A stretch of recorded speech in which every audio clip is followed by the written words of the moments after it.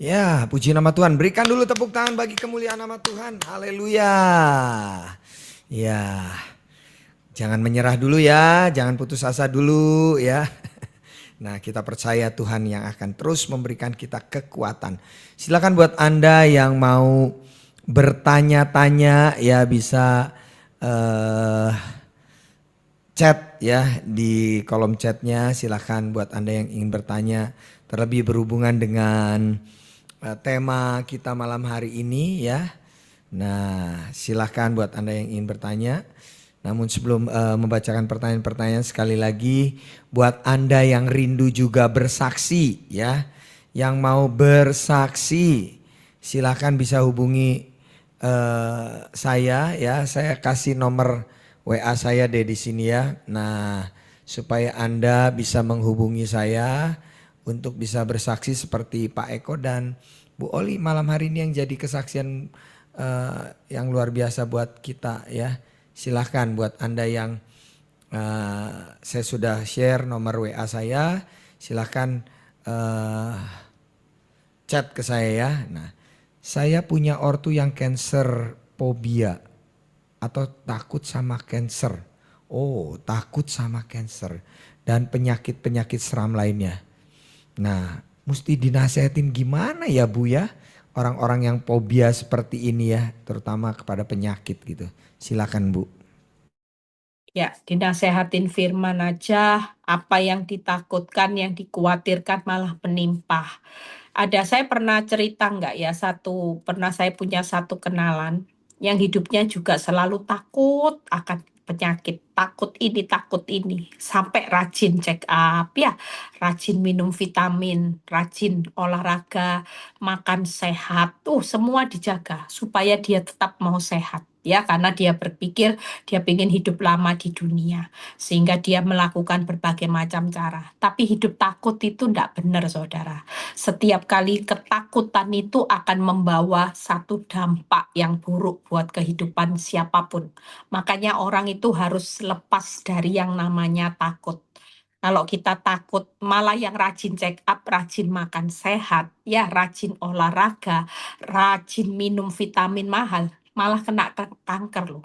Stadium begitu diketahui itu stadiumnya sudah lumayan tinggi, saudara. Bayangin coba. Nah, makanya kasih tahu aja buat apa kita takut. Toh Tuhan itu sudah tahu jalan hidup. Kadang-kadang kita merasa kenapa Tuhan izinkan sakit. Ya dulu saya berpikir seperti itu. Tapi kalau dipikir lagi ya memang sakit itu salah satu cara ya kematian saudara. Ya kematian itu kan lewat sakit. Nah coba kalau tubuh kita semua sehat kan tidak mati-mati saudara. Namanya lahiria merosot. Makin tahun ya lahiria merosot. Nanti makin makan tidak sehat lahiria merosot. Nah salah satu cara ya kematian itu ya itu tadi lewat sakit. Nah, makanya sekarang ndak usah takut. Kalaupun sampai kemarin kan ada pertanyaan, Bu, kalau sudah malpraktek apa perlu dituntut ya? Kalau menurut saya, karena kedokteran itu sebelum saudara berobat, melakukan operasi, saudara sudah tanda tangan dulu di depan. Saya pikir enggak usah. Ya kalau memang sudah waktunya, ya, kita tidak bisa ngomong kalau memang belum waktunya Tuhan, walaupun malpraktek banyak juga yang hidup yang tidak sampai meninggal ya. Jadi kasih tahu orang tua aja supaya tidak usah takut. Hidup ini sudah ada garis kehidupan. Kita sudah punya visa kehidupan masing-masing yang Tuhan sudah kasih stempel masa expired. Barang aja ada stempel expirednya. Kita juga sama Tuhan di balik punggung kita ini yang bisa lihat expirednya kita semua masing-masing itu Tuhan. Ya, kita sudah di stempel ini expirednya kapan. Walaupun sehat ya, expirednya sudah dekat. Nah ini ada yang sakit, expirednya panjang gitu ya. Nah makanya kita sudah belajar untuk menikmati sisa hidup yang ada itu. Yang penting hidup ini menghasilkan buah. Itu aja. Tuhan Yesus memberkati. Baik, puji nama Tuhan sudah dijawab ya. Nah, ada yang disampaikan juga, Shalom Bu Eli, suami saya selalu keluar kota perjalanan dinas dan suami saya banyak dapat uang dari perjalanan dinas. Tapi uangnya nggak dikasih ke saya. Dipakai senang-senang sama selingkuhannya. Bu, suami saya itu kayak NPD house validasi. Mungkin ya kasih sedikit tip lah untuk menghadapi yang seperti ini gimana Bu? Iya, yang seperti sudah saya khotbahin ya. Kalau punya suami seperti itu, kita belajar menguatkan hati kita sendiri aja ya, bangun support system mental diperbaiki ya sebagai mental orang benar. Hari ini kita sudah tidak perlu takut menghadapi segala sesuatu. Yang penting kita hari ini ngomong, kalaupun dia pelit, Tuhan kan tidak pelit. Ya, dulu saya juga kalau kasih tahu ibu-ibu, Bu, kadang-kadang saya butuh tati tayang gitu ya. Saya ngomong sama ibu-ibu, ya namanya orang hidup butuh kasih sayang. Tapi kan Tuhan itu sudah penuh kasih buat kita. Kalau kita sudah merasakan kasihnya Tuhan, kita tidak perlu kasihnya manusia.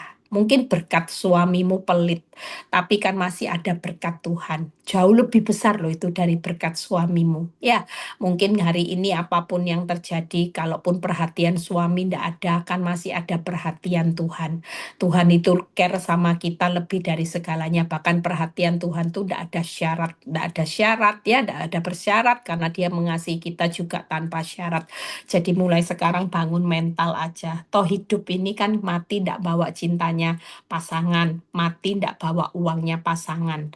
Mati itu apa? Membawa apa? Kasihnya Tuhan loh dalam hidup kita. Sudah nikmati aja ya. Jadi kita ndak mental kita ndak dijatuhkan terus sama iblis. Iblis tuh paling pinter kalau jatuhin mental orang yang selalu merasa bahwa hidupnya ndak berharga, hidupnya ndak mulia, hidupnya ndak dikasihi, kamu ditinggalkan. Nah ini iblis paling pinter karena iblis tahu celahnya. Tapi waktu kita berkata ah nggak apa-apa, walaupun kamu ndak kasih aku uang berapapun hari ini Tuhan pasti cukupkan. Walaupun kau enggak kasih aku perhatian lebih, Tuhan kasih aku perhatian lebih. Nah, kalau kita sudah punya mental seperti ini, kita punya support system yang kita enggak takut menghadapi semua apapun, kita pasti akan menjadi orang yang sehat, ya, yang waras. Tuhan Yesus memberkati. Baik, ya sudah juga disampaikan ya jawaban dan tipsnya. Dan kemudian ini ada seorang ibu yang ingin menyampaikan Shalom C. Aku mau bilang aku ini diberkati banyak lewat khotbahnya Bu Gem. Masalahku memang belum selesai, tapi orang menilai aku sangat kuat bertahan. Nah, jadi orang lain udah bisa menilai seperti itu ya sampai saat ini dan di keadaan yang tidak mudah ini. Jadi yang terpenting itu orang melihat kita bahwa kita menjadi pribadi yang kuat ya, puji nama Tuhan. Jadi ini ucapan terima kasih yang disampaikan buat Ibu Gembala ya. Nah, Ibu yang tadi bertanya juga amin, terima kasih Ibu Eli, Tuhan Yesus memberkati. Silakan buat Anda yang mau bertanya ya, saya masih belum melihat pertanyaan yang lain, silakan tanyakan ya seputar juga khotbah kita malam hari ini. Puji nama Tuhan, baik. Nah, silakan. Ibu, ini ibu ini sudah bertanya kayaknya minggu lalu ya, saya kalau nggak salah ini. Ibu anak saya ini tobat kumat sampai saya jadi pembicaraan orang lain. Kemarin rasanya sudah bertanya ini ya, saya ingat ada pertanyaan tentang anak yang tobat kumat. Ya, sabar. Silakan mungkin Ibu Eli mendoakan saja ya Ibu Happy Veronica ini kemarin sudah bertanya dan sudah disampaikan mungkin jawabannya dan kita mendoakan yuk. Ya Bu, lepas kendali ke tangan Tuhan. Ibu bukan pengendali yang baik walaupun ibu orang tuanya ya. Tapi percayalah, makanya kan sering saya khotbahin. Ibu-ibu yang punya masalah baik itu suami, anak-anak, kita ini bukan pengendali yang baik. Tapi di balik realita, kalau kita ini melepaskan kendali ke tangan Tuhan, tenang aja, jatuhnya anak tobat kumat ya, itu dalam batas anugerah. Seringkali kan saya ngomong, kita ini ada di dalam bingkainya Tuhan. Waktu kita mendoakan anak yang terjatuh, pasangan yang terjatuh, itu tetap ada di dalam batas kasih karunia yang gak akan keluar dari bingkainya Tuhan. Jadi tenang aja Ibu. Mau tobat kumat, mau jadi baik, mau jadi parah, tetap Tuhan berkata, doa-doamu itu sudah lebih dari cukup memagari anak-anak di dalam bingkai kasih karunia. Jadi tenang aja, nanti menghadapi anak-anak yang tobat kumat semuanya itu kuasa Tuhan. Ibu ndak usah bingung ya, karena ibu cukup lakukan bagiannya ibu, berdoa, tetap berbuat baik sama anak, ya berbuat kasih sama anak. Itu aja sudah lebih dari cukup. Itu sudah peperangan kita kok. Iblis itu paling takut dengan doa, kebaikan, dan kasih kita. Karena itu peperangan yang punya senjata yang ampuh untuk merebut kembali anak-anak ke jalan Tuhan, pasangan ke jalan Tuhan, ya, merebut mertua ke jalan Tuhan. Itu aja. Tuhan Yesus memberkati. Oke, boleh tahu nggak Ibu Happy, anaknya usia berapa yang tobat kumat ini? Usia berapa ya? Mungkin karena pergaulannya mungkin gitu ya di sekitarnya gitu. Boleh tahu nggak usianya berapa? Boleh. Yang lain silakan yang mau bertanya ya. Kita yang punya anak-anak memang ya kita harus benar-benar bisa tetap sabar untuk ini ya, mendidik mereka supaya dekat sama Tuhan ya, puji nama Tuhan. Silakan buat teman-teman semua juga yang masih ingin bertanya ya. Hari ini yang bertanya tidak terlalu banyak ini, kok sudah tidak ada lagi list pertanyaannya ya. Berarti udah pada pinter-pinter, kata Bu Elis selalu bilang gitu. 16 tahun, oh 16 tahun Bu Happy, sabar ya. Oh, ibu jadi nggak disapa sama anaknya karena dinasihatin. Ya 16 tahun memang masa-masa dia lagi cari ini ya, identitas begitu ya. Jadi ya percayalah nanti doakan teruslah Bu ya. Bu Happy doakan terus ya. Baik, Bu, kalau suami pulang pagi bagaimana ya menghadapi suami yang pulang pagi? Nah, gimana Bu? Ya itu tadi kita sudah bukan mengendalikan segala sesuatu itu dengan baik. Kalau kita mengendalikan suami yang pulang pagi terus dengan kekuatan kita, kekuatan ngomel, ya kira-kira jadi baik enggak? Enggak akan. Tapi kalau sudah pulang pagi, kita mengendalikan, kita serahkan sama Tuhan. Bagian kita itu tadi Ibu, tetap berdoa. Ya, kalau dia pulang, ya muka kita enggak usah cemberut. Karena iman tuh harus sesuai dengan perbuatan baru hidup. Iman kita apa? Suami kita jadi baik. Nah, perbuatan kita harus mendukung. Kalau iman kita suami yang baik, tapi perbuatan kita marah-marah, berarti ini bukan perbuatan yang mendukung. Kalau imanmu suami yang baik, maka perbuatan kita bagaimana? Melayani suami yang baik. Nah, ini ya. Jadi iman harus disertai perbuatan baru hidup. Apa ya? Itu penting loh saudara. Kalau kita mengimani, misalnya contoh, kita mengimani ya, usaha kita rame. Tapi perbuatan respon kita seperti responnya orang nggak punya uang. Nah ini nggak cocok. Iya, orang kalau mengimani bahwa kita punya usaha yang diberkati Tuhan walaupun sepinya seperti apa respon perbuatan yang mendukung? Sukacita, ngucap syukur, bukan punya mental seperti orang nggak punya uang ya. Mau tabrak sana, cari hutangan orang kaya, minta belas kasihan. Ini bukan langkah iman. Ya, Ibu, jadi kalau suaminya pulang pagi, Ibu tetap punya perbuatan yang melayani seperti imannya Ibu. Imannya Ibu suami baik, layani dengan baik. Imannya Ibu suami baik, doakan dia baik-baik semuanya. Itu aja, jangan dikutuki. Tuhan Yesus memberkati. Ya, puji nama Tuhan. Ya, tetap percaya walaupun ya suami pulang pagi katanya ada yang ingin masih bersyukur masih pulang katanya. Ada yang mungkin nggak pulang 6 bulan begitu ya. Nah, tetaplah bersyukur tetap kepada Tuhan ya. Nah, oke.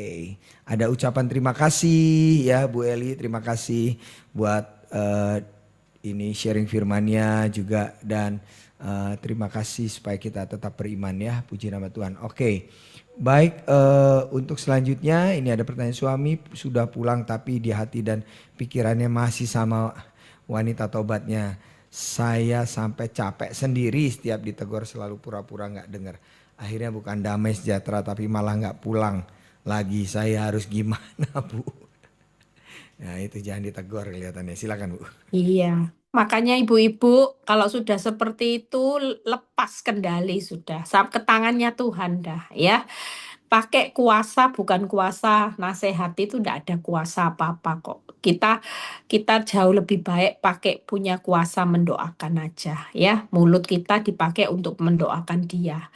Selebihnya itu kendalinya kendali Tuhan sudah. Maupun dia hari ini bohongi kita, dia tetap melakukan sesuatu yang salah, dia jatuh dalam dosa, itu tadi yang saya katakan. Kalau kita mendoakan pasangan, mendoakan anak-anak, mendoakan siapapun, orang itu pasti ada di dalam bingkainya Tuhan. Tangkep ya, doa itu pagar loh, memagari anak-anak kita. Makanya kan ada banyak kesaksian.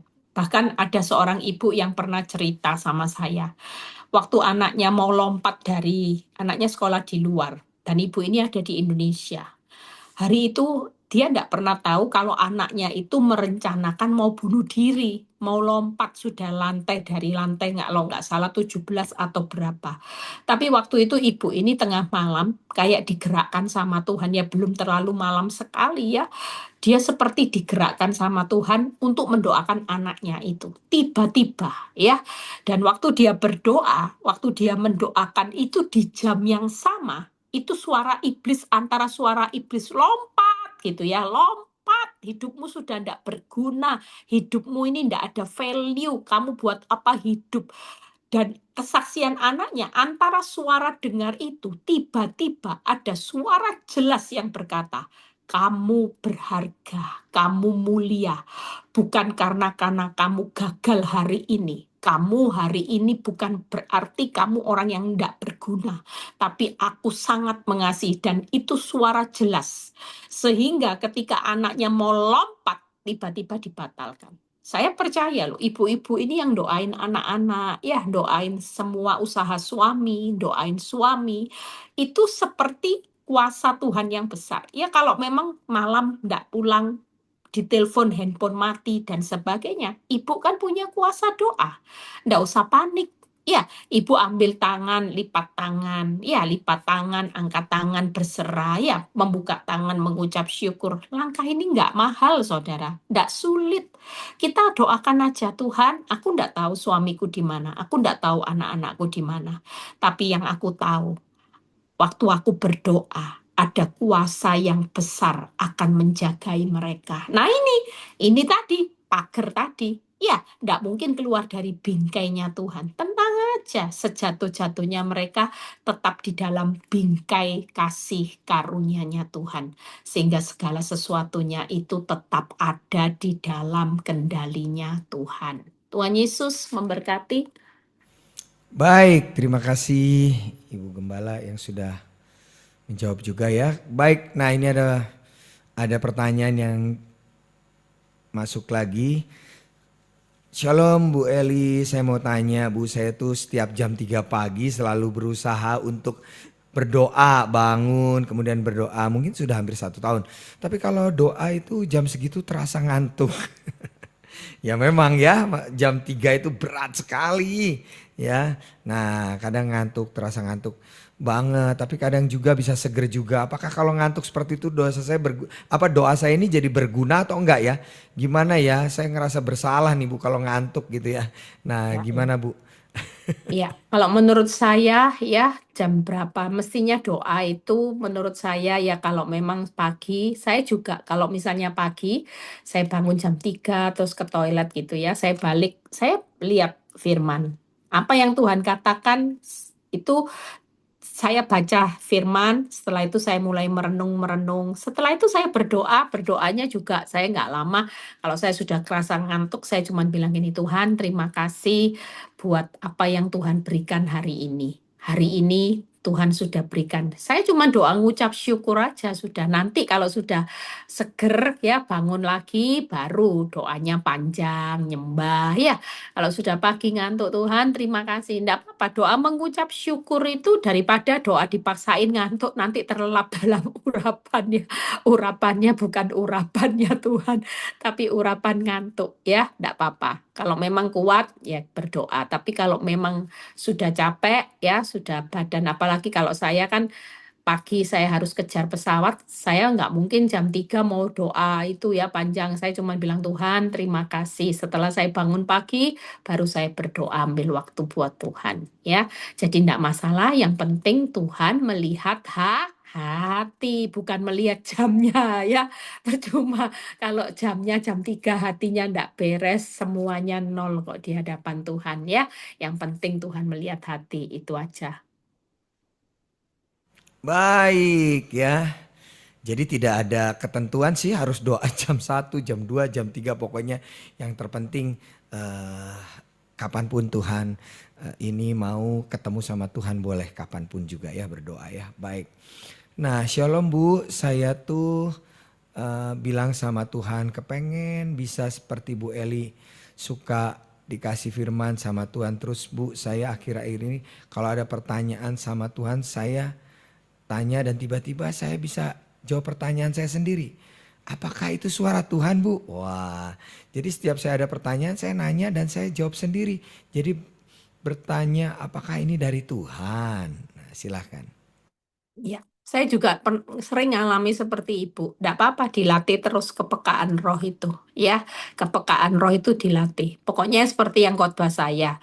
Kita ini harus punya wibawa Allah. Kalau cuman otoritas aja suka tengking-tengking dalam nama Yesus, tidak punya wibawa Allah, saudara tidak akan punya kepekaan. Nah, orang wibawa Allah itu sudah saya bahas.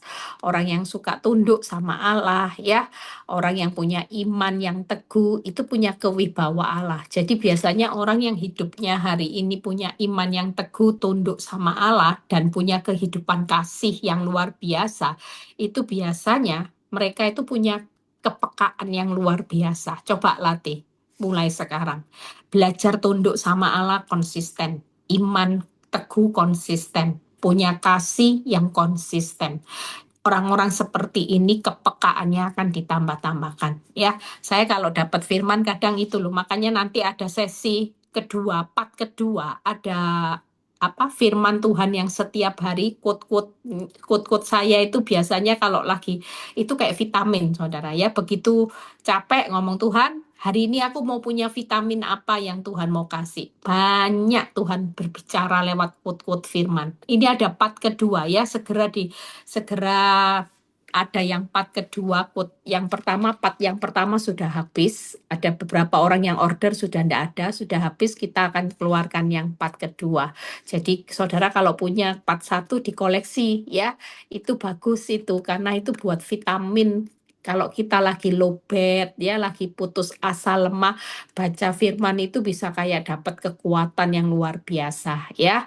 Khususnya yang belum daftar retreat, segera daftar ya. Jangan lupa karena kita mau healing retreat untuk mendapat kekuatan. Tuhan Yesus Baik, nah jadi latih terus ya kepekaan ya. Ya, Ibu yang tadi sudah bertanya justru luar biasa loh, nanti dipakai Tuhan dengan dahsyat. Bertanya Tuhan langsung kasih jawaban, Tuhan kasih hikmat ya. Nah Ibu yang tadi juga ya betul cara Tuhan Bu, kalau memang Tuhan lewat firman-firman, lewat surat cintanya Tuhan itu cara Tuhan ya. Baik, yang dimaksud dari Bu Eli tadi itu edisi kedua dari 365 hari firman Tuhan dan juga quote ya yang dibuat secara khusus ya. Nantikan ya ini dalam proses produksi untuk bisa jadi berkat. Nah, silakan Anda miliki lagi nanti nanti kita bisa open PO lagi ya. Open PO silahkan pesan segera ya, nanti kalau sudah memang jadi ini nanti kita akan informasikan di grup atau juga di akun-akun Instagram kita ya, puji nama Tuhan. Baik, nah ada pertanyaan lagi silahkan, yang lain yang mau bertanya silahkan ya. Oke, dan jangan lupa buat Anda yang mau bersaksi ya, silakan menghubungi saya di nomor WA saya tadi. Silakan nanti saya akan jadwalkan Anda untuk bersaksi di Zoom ini. Dan kalau memungkinkan juga nanti kalau Anda di kota di mana PD Victory ada secara onsite, oke, nanti kita akan juga jadwalkan secara onsite ya. Jadi kita percaya bahwa kesaksian kita itu jadi berkat buat banyak orang. Apakah sudah tidak ada pertanyaan lagi? Kalau sudah tidak ada pertanyaan lagi, Ibu Gembala akan tutup di dalam doa doa syafaat dan doa berkat bagi kita semua. Silakan Ibu Gembala, Tuhan Yesus memberkati. Terima kasih Tuhan, kami bersyukur kami sudah dengar kesaksian, berkati Eko dan Oli di dalam perjalanan mereka, usaha yang mereka bangun, supaya Tuhan memberkati yang ada di Cirebon. Tuhan, Kau juga berkati setiap anak-anak-Mu yang malam ini dengan berbagai macam pergumulan, mereka belajar untuk hari-hari ini istirahat di dalam perlindungan Tuhan, di dalam hadirat Tuhan. Mereka tidak mau lagi Tuhan untuk hidup ini hanya memandang masalah, tapi kami mau belajar malam ini ada tip untuk memandang Tuhan, dan kami mau rest diam. Kami tidak mau terus putar otak, kami nggak mau terus kekuatan kami yang sudah tidak bisa apa-apa ini Tuhan. Kami belajar Tuhan untuk diam di hadapan-Mu Tuhan, dan kami juga sudah menyerahkan seluruh kehidupan kami Tuhan ke dalam tangan-Mu, karena kami tahu siapa Tuhan yang menyertai kami. Dalam hidup kami tetap ada Tuhan, bukan ada hutang, bukan ada masalah, tapi ada Tuhan yang baik, yang mulia, yang selalu menyertai kami. Terima kasih Tuhan, berkati juga kami tidak lupa berdoa untuk bangsa negara kami Tuhan, kesejahteraan, keamanan seluruh kota Tuhan ada di dalam perlindungan-Mu senantiasa Tuhan, supaya negara kami Tuhan dalam keadaan aman Tuhan. Kau berkati dunia ini Tuhan, supaya perang segera berakhir, dan Kau juga berkati retreat PD Victory nanti 12-14 Agustus ke dalam tangan-Mu. Berkati setiap cabang-cabang PD Victory Tuhan. Kau memberkati Tuhan supaya di setiap cabang ini akan menghasilkan buah yang luar biasa. Berkati Mami Feni, berkati hamba-Mu dan seluruh keluarga hamba-Mu ada di dalam perlindungan-Mu. Berkati yang sudah melayani Tuhan hari ini, seluruh pengerja PD Victory Tuhan berkati. Terima kasih Bapak, kalau sebentar kami mau beristirahat, biar kami mengangkat tangan kami, terimalah berkat Tuhan, berkat Abraham, Ishak, Yakub, damai sejahtera Allah Bapa, Putra, dan Roh Kudus menyertai saudara dan saya mulai saat ini sampai Maranatha Tuhan Yesus datang kedua kali. Yang diberkati dan percaya berkata amin. God bless semuanya.